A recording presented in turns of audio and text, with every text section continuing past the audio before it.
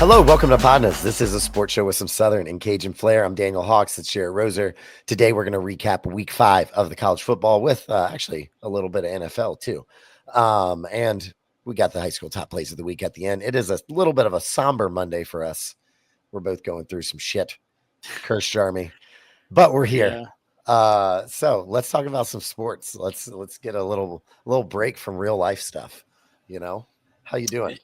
Yeah, I mean, look, there's a lot of different components going on right now, and we don't have to get into all of that. But I think it's fair to let folks know that are watching know that like that's kind of where our energy is. I think the one thing that is worth pointing out is obviously, I mean, the continuing developments of the Kyron Lacey situation are sports relevant, and so that's been increasingly tough to see for a situation that was already really heartbreaking and gut-wrenching for going on a year now. And so just continuing to think about, Miss Candace, Mr. Kenny, the Lacey family, everyone that Kyron knew, and for folks that haven't had a chance to see some of the, further information that's come out with his attorney, Matthew Ory, late last week.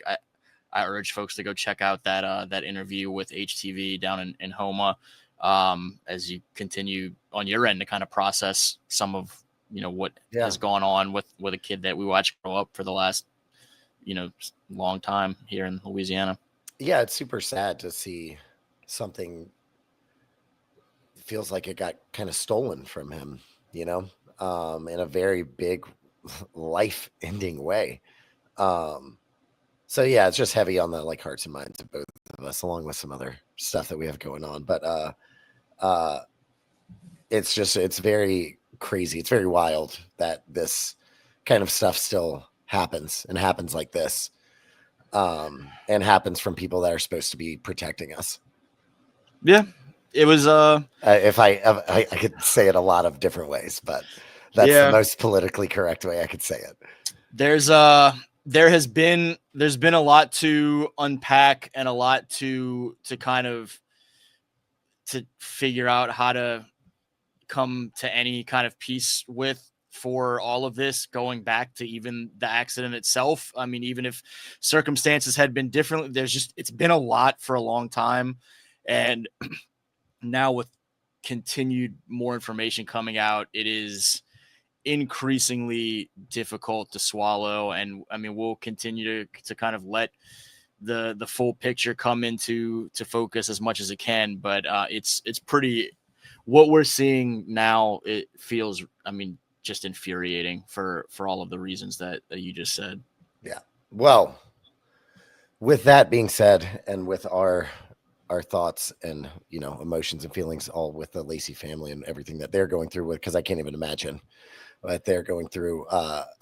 There was some football played. I think we should recap it. PODnas pick 7. Jared went 5-2 last week. I went 4-3.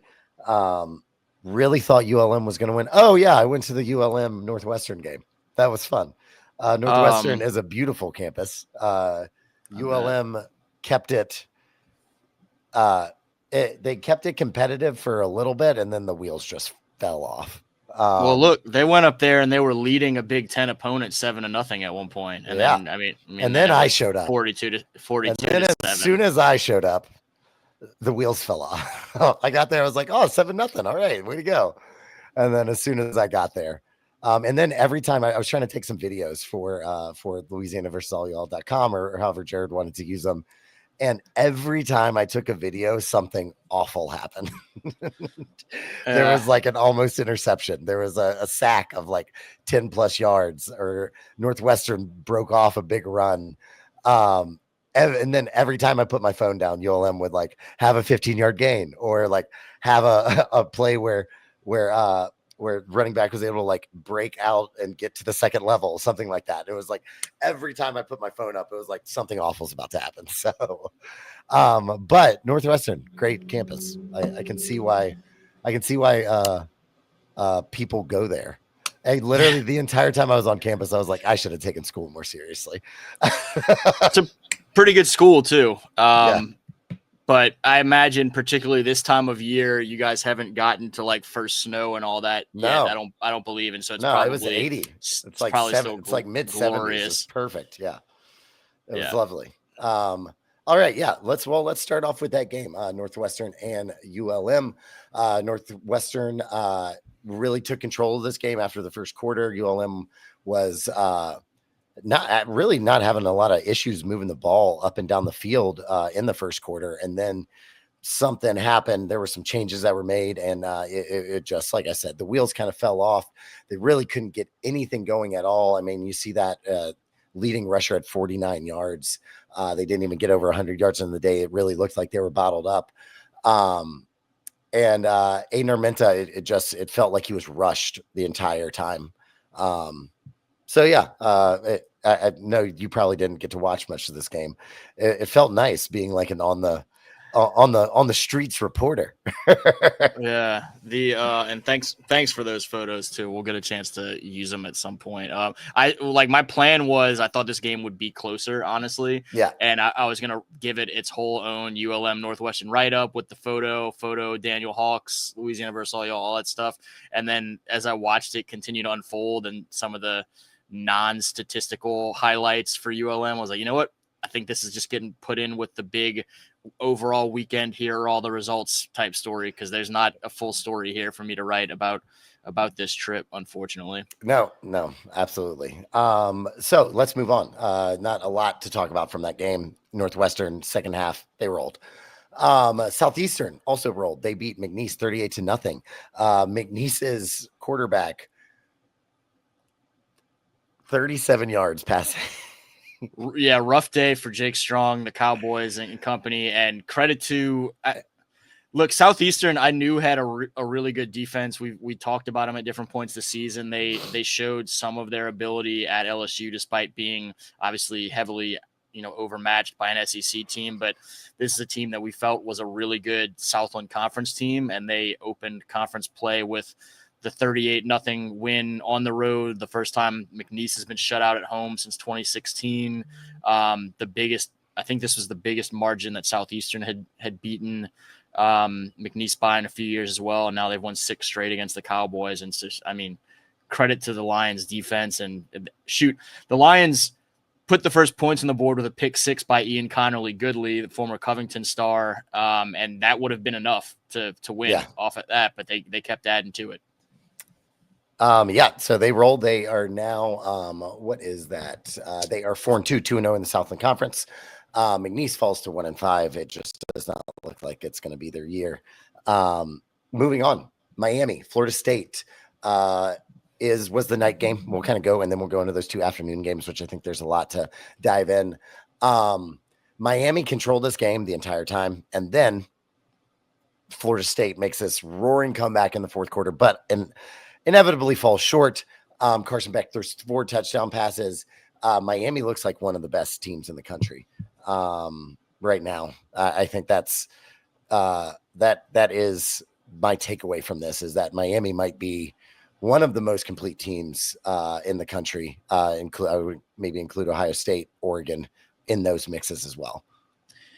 Yeah, I mean, those are the teams that, and in both major polls, you have Ohio State at number 1, and then in one order or the other, Oregon and Miami. And I don't know that I wouldn't have Miami as my number 2, if not, when you look at just resume and some of the things they're doing, like in that conversation, even a challenge Ohio State at number 1 at this point in the season. But I didn't even stick around for the comeback. I watched this game start. I watched Florida State move the ball right down the field, settle for a field goal, and then Miami just completely take over for, the bulk of the rest of the game. And I finally decided, it was time to go watch the Bourne movies and work on some other stuff rather than be frustrated with Florida State most of the night.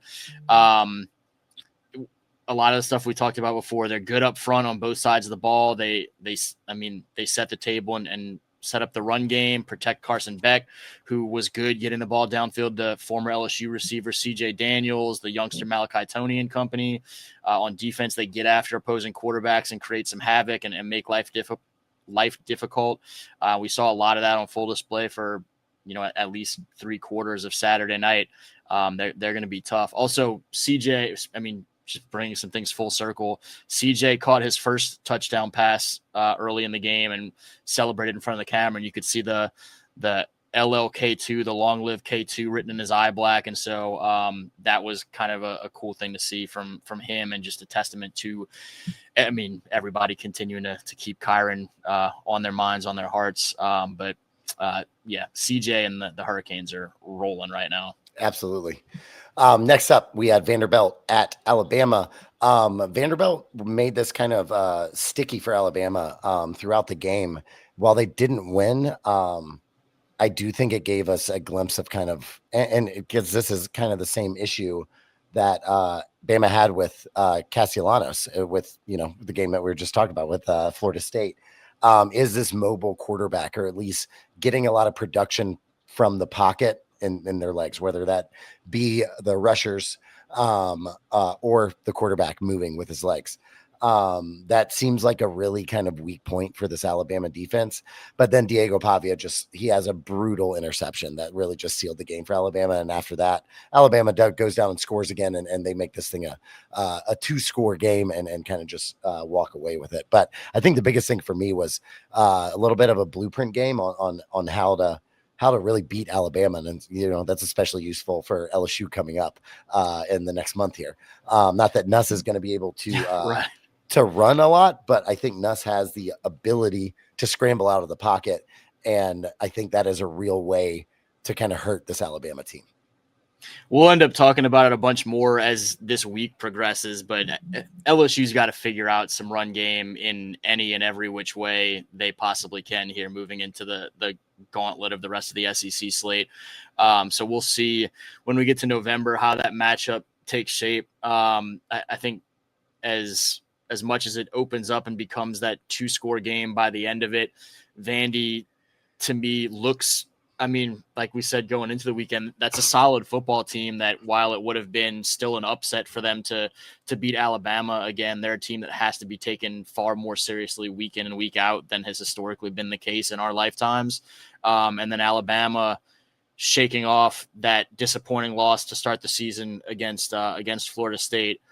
The last couple weeks, they have had big time championship level clock eating, let's put this game away drives late that make me uncomfortable. You know, on the flip side of how this kind of fares for the LSU matchup, those type of drives that you historically would have seen old Alabama teams making late to kind of put a game away, they've shown an ability to do that the last couple of weeks. And so I know folks in Tuscaloosa are far happier right now than they were a month ago. Yeah, absolutely. All right. Moving on. This one I'm a little excited to talk about because we're going to talk about Arch a little bit. Texas falls to Florida. He didn't look good. A lot of the game. Like, there were moments, and there have been moments in every single game, but I don't know what's going on. Like, he doesn't look comfortable at all in any form or sense of the word. I don't know if it's the expectations and that kind of getting into his head, but it doesn't look like he's just playing football. It looks like he is over processing everything. And I mean, we see that with the 2 interceptions. One of them was terrible. Yeah. One of them was like, it was like, why'd you even throw that ball? But yeah, what are your thoughts with Arch? Because we haven't really talked about it, but it does like fall in, I think, more than any of these other non-Louisiana games into a Louisiana kind of spectrum, with Arch being from Newman. This is the most extensively I had watched him since the Ohio State game. I'd only caught bits and pieces and whatnot in the weeks in between. And for most of that game, I was far more pleased, encouraged, whatever, with him than I was a month ago in the opener. He had some really good flashes, but every time you felt like, okay, there's a great play, he navigated this, did this, whatever, he'd have, for every one of those, he'd have 1 or 2 at least where he was a little bit off, a little bit late. I did think for most of that game, I was more judgmental of or let down by the Texas defense against the Florida offense than I was by Arch. And there were times where I don't know that his offensive line helped him. Yeah, but the running back, like Texas is another team that needs to figure out their backfield and their halfback situation, because Arch carried 15 times for 37 yards and he's the leading rusher. Like that's just, and yes, this Florida defense is really good, but you can't have that. And you can't have that and expect to win a game when you don't have any support and you're just relying on the arm of your quarterback. We've seen this with LSU sometimes too. It gets predictable and it gets super easy for a good defense to just pick their spots and really take advantage of the moment. And he's right now, he's not good enough to overcome all of those shortcomings. Maybe at some point down the road, but he's reeling a little bit right now, and he's trying to find his rhythm, and he's trying to turn some of those positive flashes to more consistent play. But when you're a young guy who is trying to figure it all out, and you have you're behind the 8 ball in terms of playing catch up, and your defense isn't getting stops, and you've got Gators in your face throughout the day, kind of navigating some of that pressure to try and make some things happen. It was just an all around team, like not recipe for, I'm not going to say disaster, but not a recipe for success. But at the same time, he's not going to make excuses for himself. And I'm not going to be able to make excuses for him, because he had moments where it was not good on his part as well. Where I pointed out, I guess it was the touchdown where he made 2 rushers miss, kind of stepped up through some pressure, went to his second or third read and hit Ryan Wingo on a nicely thrown deep touchdown pass in stride as they're trying to come back.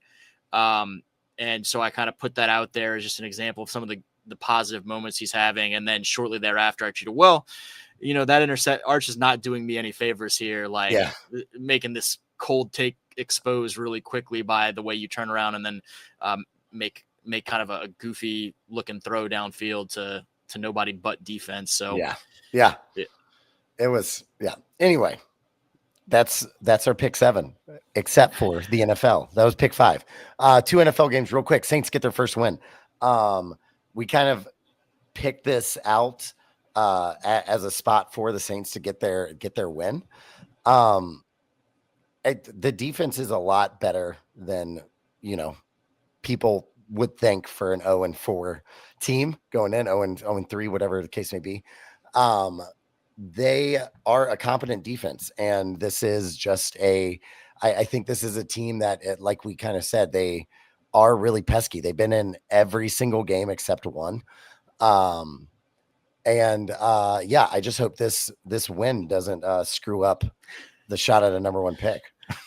Yeah. Hey, look, I mean, if you want to go get 5 takeaways and bring one back to the end zone, you're going to have a lot of success in a lot of games if that's something that you can pull off. Congrats to those guys. Kellen Moore getting his first head coaching win. The team avoids becoming the first 0-5 Saints team since 96. There's only been 6 previous Saints teams that were 0-5, and so you avoid falling into that distinction. You end a 300-day drought of wins, an 8-game losing streak. They should just play the Giants every week, because that's the last team they had beaten in December. I'm not going to get overly high about. I don't think either one of us is like going to think that this team is going to go on some sort of a run. Because they beat a Giants team with a rookie quarterback. But I think rookie quarterback without their best player. Yeah, I think the silver lining as well on the part that you mentioned in terms of the draft is there's a level of parity in the league right now where, the game that we're about to talk about, the Bills losing means there's no undefeated teams left. There's only one team left right now that hasn't won a game. And so everybody's packed within a couple games of one another. And so getting a win this year, I mean, we're talking about like a race to the bottom or whatever, but they're still very much in the fight for that number 1 overall pick right now. And so I think it was good to have some level of positivity around the franchise and not have it be a gross, everyone just struggling with vibes 0-17 season or whatever. But yeah, I mean, these are the types of games that if we can see this team look competitive, look together over the course of the season, and not be having cultural issues, but maybe only pull out a couple games here and there and still end up with a top 3 to 5 pick or whatever, you're in a good spot. Yeah. So let's talk about that other game. Patriots hand the Bills their first loss of the season. Somebody called that, dude. Somebody called this game. I don't know who it was. It wasn't me. Yeah. One of my 4 wins. That's right. Can we just do an all NFL PODnas Pick 7 next week? That would be absolutely great. So just knowing kind of where we were at today overall, when I texted you and asked, hey, like, do you want to record? I realized, he nailed the Pats Bills pick, so he's definitely going to want to record. Yes, at 1000%. I need to get this on wax. I was right. You were wrong. No, but I don't think there was going to be an undefeated team this year. No. And it just kind of get this feeling of the Vrabel bump, and just kind of, I've watched, for some reason, I've seen a lot of the Patriots games. Even in the losses, they've been super competitive, and Drake May has looked really, really good. Also very key in this, Kayshon Boutte. Sorry if I'm butchering names, because that's what I do. He has what is kind of like the game sealing first down on a beautiful ball and just a little kind of slip route. Just it was great, and it was really good to see some Louisiana people in there kind of turning the tide of this game, because after they get that first down, literally the Patriots just kind of take a knee, get it, they're in field goal range, and then they kick that field goal to kind of win it. It was, I think, a really good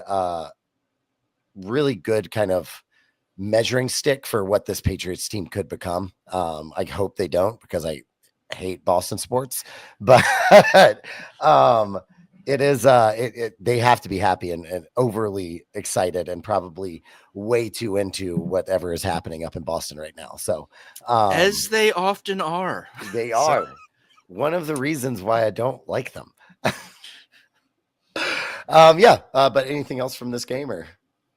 Not really. I didn't get a chance to watch it. But kudos to you for picking it. As we talked about last week going into the weekend, the Pats, even with bad teams the last couple of years, have had an ability to surprise the Bills, I guess, split the series the last couple of years. And the Pats were also on the Louisiana Versus Audio website, one of the teams going into this season that, knowing the Saints were going to be bad, I did an article that was 11 teams we like in the NFL this season and their Louisiana connections to watch, and included the Pats there. We thought they'd have a nice step forward season with Vrabel.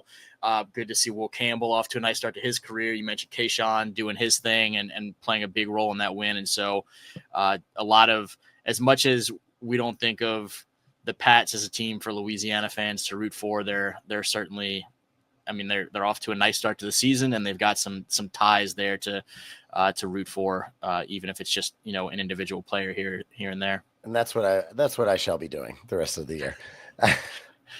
All right, that wraps up our PODnas Pick 7 recap of Week 5, Week 6 in the college football, Week 5 in the NFL. Now it is time for the best part of the week. It is the high school top plays of the week. Yeah. Oh my goodness. There's so much stuff going on the screen, and you don't even know what's happening. Oh, there's I have no idea. Confetti, and also there's a dog named Simpson. Yeah, that just happened today. I'm gonna keep adding stuff every week. So nice. This was another reason why I knew we needed to record today. It was just to give the shout outs to some of these high school guys that had really memorable plays from the weekend. And so we'll jump right into it. A familiar team, another duo for the Evangel Christian Eagles, getting another big win this past Thursday to kind of kick off the weekend. This is from 318 Preps up there in Shreveport and Peyton Houston, the LSU committed 2027 quarterback, with the pass to 2026 Louisiana Tech commit Johnny Casey. And hopefully it can play smoothly for you. To just see Johnny make this catch along the sideline, get that 1 foot down before he falls out of bounds to the sideline. Really impressive stuff. I had our guy Jacob Colson up there covering this game Thursday, and he said he was alongside some college coaches and other media that were watching this and were just stunned that Johnny somehow had pulled this thing off and gotten a foot down, but he absolutely did. And so excitement for obviously the Evangel Eagles, who went on and got a big win in District 1 5A, as well as LSU and Louisiana Tech fans for Pop and Johnny, who were commits to their respective programs. Second of the night, or second of the weekend, where I was on Friday night at Edna Carr and St. Augustine. Edna Carr had a nice lead at halftime. St. Aug with the ball coming out of the break, trying to cut into a 21-7 deficit, drives it right down the field to the goal line. This is a 4th down, though, and Edna Carr has the stuff, gets off the field. Wow. You see Nigel Marshall, one of the defensive tackles there, number 90 in the thick of it, but really, I mean, just a whole complement of Cougars there in the trenches, able to stand up that St. Aug drive at about the half-yard line, maybe even closer to the goal line. But the Edna Carr team then drives 99.5 yards for a touchdown the other way, and that really kind of pushed that game out of reach for St. Aug. So some defense, a full team group there, but shout out to Nigel Marshall, who looked like he got around the end and got wrapped up on the play. A guy that we looked at, I think it was last week, one of the last 2 weeks, Colin DeBetta from Acadiana, who has taken over at quarterback for the Wreckin' Rams. This is another one from Wreckin' Ram Productions that is honestly one of the crazier plays you'll see athletically. Colin gets loose to the outside against Sulphur here, looking for the end zone. Is he wrapped up? Nope. He's going to do some sort of crazy cartwheel action, I guess this is, and find his way to the end zone. He's fired up. He ends up with a flag for spiking the ball because you can't do that in Louisiana high school football. Well, okay, that's stupid. I agree. It is the rule, but I agree that I don't like the rule. But look at this again, Colin. What? The balance, the awareness, little handstand cartwheel action. I don't know gymnastics things, but that's, I think, what those were. And, I mean, if he ends up with an elbow down, he's down. He doesn't. He puts that hand down and has the wherewithal to make sure that he... Oh, my goodness. Yeah. Absolutely bonkers. You're not going to see that every day. You're not going to see that every decade. Yeah. We should actually send that into just ESPN. That should just be on the top 10. Yeah, that play is bonkers from just an athletic standpoint. The Wreckin' Rams go on to a huge win against Sulphur. It ends up being the most lopsided loss that Sulphur has had. And so Acadiana feels like they're getting rolling a little bit at the right time of year. And then wrapping it up, a game winner late, tie game between St. James and St. Charles. A lot of chatter. Jawan Jackson, the sophomore quarterback, to Jacaius Villanueva. Oh, wow. Senior wide receiver. Talk about some wherewithal and awareness. Jacaius, the focus on this play as he's falling down to catch the deflected second effort catch on his back for a game-winning touchdown as time expires. Huge win for the Wildcats down there in beautiful downtown Vacherie to get the best of St. Charles Catholic. Two title hopeful teams in their respective divisions. Two teams that I know have been chirping a little bit before and after this game. And so the St. James Wildcats are super excited to be the ones that come out on top of it. And Jacaius, I wanted to wrap up with him because he's a guy that he does not fit the prototype of the size of receiver that colleges are looking for. I don't remember what his height is, but he's a couple inches shy of what most college coaches are looking at to check the box. But he checks just about every other box in terms of his toughness at his size, his hands, his speed, his quickness, his love for the game, the stuff that he brings mentally as a leader and a playmaker on the field. And you see some of the awareness there, and just an absolute winner and playmaker for the Wildcats his entire high school career. And so I know he's got a couple small offers, thankfully, going to get a chance to play college ball somewhere, but he's someone that more and more colleges really need to take seriously because every time I see him, he impresses me in some different way. And so glad that WGNO got that video from the end zone on Friday of a huge win and a huge play. Absolutely. Those are our top plays of the week, and we need your help to choose which one is going to be the top play, which we will tell you in our preview show at the end of the week. It's super easy. All you got to do is go to PODnas_LA on Instagram. Check out the post. We're going to have all these plays up there. We'll also have a poll. You can either comment or vote in the poll, and we will let you know who wins in our show later this week. That is all that we got for you today. Jared, before I do the rundown of socials and everything, do you have anything for the people? No, that's it, man. I know you got to get out of here. There's great stuff on the Louisiana versus all y'all site to go check out. It's mid-season of high schools, and so we're gonna have some progress report type stuff. And then just, I mean, circling back full circle, man. Check on folks, be there for folks. And you know, our hearts are going out to everybody dealing with things right now. 1000%. Like he said, LouisianaVersusAllYall.com. Go check that out. Great new website. We'll fill you in on what's happening in the world of sports down there in Louisiana. Also, if you're watching this on YouTube, please like, share, comment. It helps us out a bunch. We really appreciate it. And check out the socials, LA versus all y'all on Twitter and on Instagram, PODnas_LA on Instagram. That's all we got for you today. Thank you so much for being here, taking a little time of your day with us. PODnas.